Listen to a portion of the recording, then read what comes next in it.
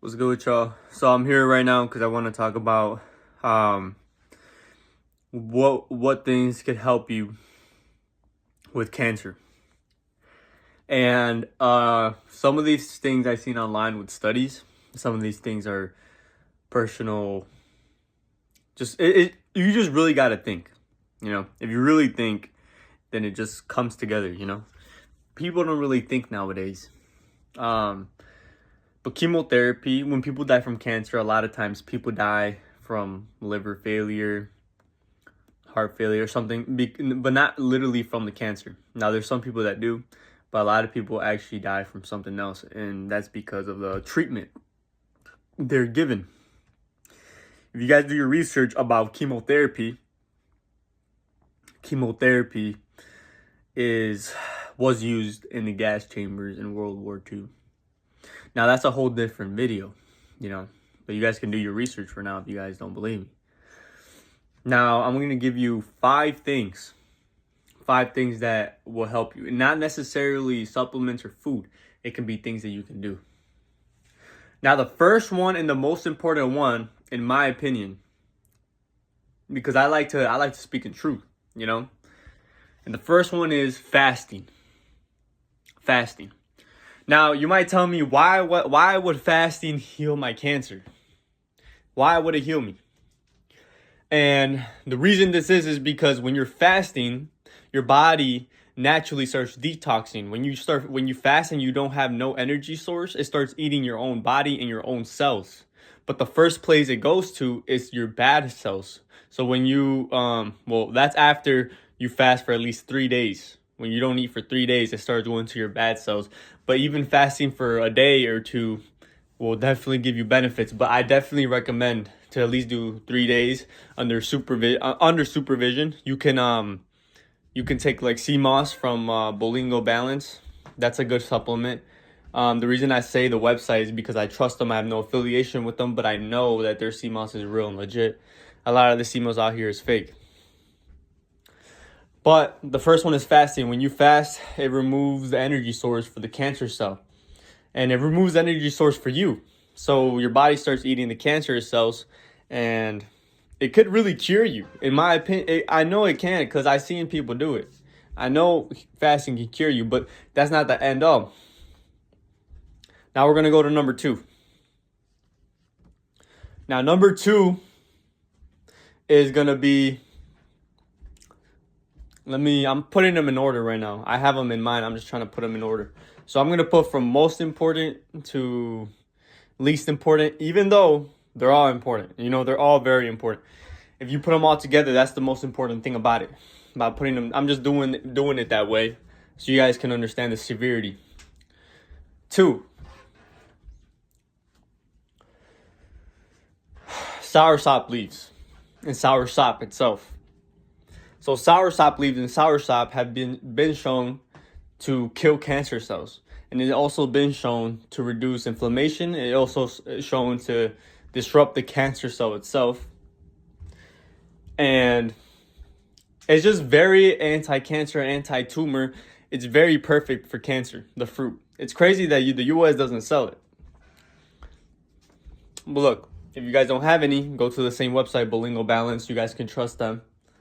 It's bolingobalance.com.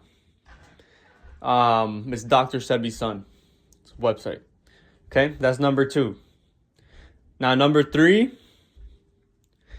If you guys are in a hot environment, if you guys are in a high environment or if you're not, it just really depends. So if you are in a high environment, being out in nature in the sun and staying away from phones. The reason is because the phones have radioactive waves, right? And these waves cause cancer. Everyone knows this. So the way that you got to minimize it since you are compromised. So what you can do is ground. Have your feet in the ground, in the grass, and be out in the sun.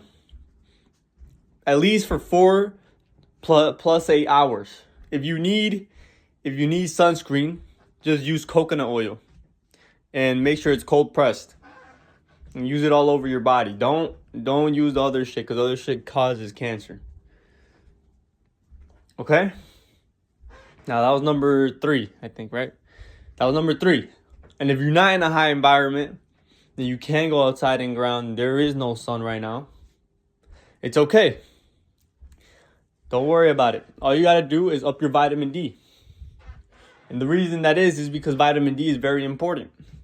And vitamin D is gonna help you. You don't want to be low in vitamin D. You're gonna be low in minerals if you're sick. So this is what you're gonna want to do I'm gonna give you all an alternative. So it's still gonna be number 3. If you don't live in a hot place and you don't have grass and it's all snow and it's cold, that's fine. All you gotta do is go outside, and this goes for the other people too. I want you to do this too, even if you do have sun. But either way, you guys can do this. Go outside and take deep breaths for 10 minutes. In the morning, in the afternoon, and at night, okay? For 10 minutes each, which is a total of 30 minutes of deep breaths every day, which you could up it more if you want. But I'm giving you what at least is the minimal, 30 minutes a day, okay? So the reason this is because, look, cancer cannot thrive in an oxygen-rich environment. So what you want to do is up your oxygen. Now, you want to eat oxygen-rich foods, which foods don't really contain oxygen, but they can provide oxygen to the body, like pomegranates, like fruit. And people might say, oh, but fruit feeds fruit feeds cancer. Now, this is the thing. There is fruit that is anti-cancer, bro. What really feeds cancer is processed sugar. What really feeds cancer is processed chemicals that are carcinogens in the food that we eat. That's why there's so much cancer nowadays and not before. Even though before we ate fruit and the cancer rates weren't that high. But we ate fruit. We ate sugar. But what's the difference? Now our food is chemically changed. It's bioengineered.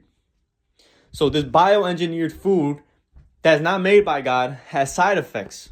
And these side effects can be deadly over time. Some even soon. Okay? So that's number 3. I'm letting you guys know why. Deep breaths. If you guys want to go to I don't know where they do this. But you guys can search it up, where it's like an oxygen take, and it gives you like more oxygen. I recommend doing those. I do, for sure. And another thing is this. So that's number 3. Number 4, cut off. But number 4 is jumping. Why is that? Because it stimulates the lymphatic system. Working out, okay? You guys could do weights, but you guys, in my opinion, I don't think that you guys should do the craziest weight, like going the max that you can. I think it should be good, like heavy. But be careful. Don't also stress out your body, because you might be missing nutrients, missing vitamins and minerals. That's why I'm going to give you the supplement that you should take in the 5th one. Okay? So that's what you should do. And next, let me think. Let me see. Before I was even going there, I was gonna explain something. But since it cut off, I kind of don't remember what I was gonna say.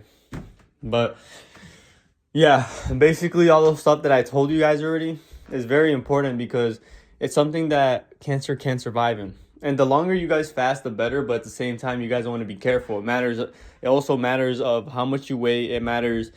How deficient are you in minerals? And a lot of factors play into it. So I recommend talking to your doctor.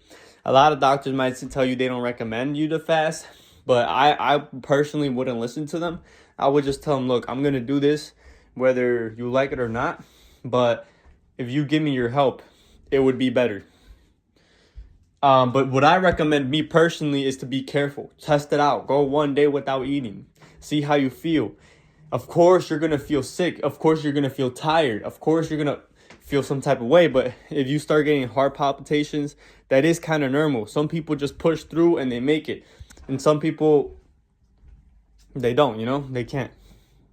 So what you could do is drink coconut water during the fast and taking some herbs. Okay, and the last supplement is called bromide. Bromide is something made by Dr. Sebi, and you do not want to search up Dr. Sebi's website because it's not owned by him. They took it from him, okay? So that's a whole different story. You want to go to his son's page, a son that you can trust. His name is Victor Bowman. And his website, like I said before, is called Bolingo Balance. BOLINGO, and then balance. And then you want to go to the search bar and search up bromide. What bromide is basically sea moss, burdock root, and there might be something else in there that I'm forgetting. But these herbs alone, they regulate cell growth. So you know how cancer is because it's like the cells start growing abnormally. They start like multiplying like crazy. Sea moss has been shown to actually regulate the growth. And it will actually, help you. And the reason I also mention these is because they have vitamins and minerals that you need. Okay? Bromide has 102. I think bromide has the full vitamins and minerals that your body needs. Okay?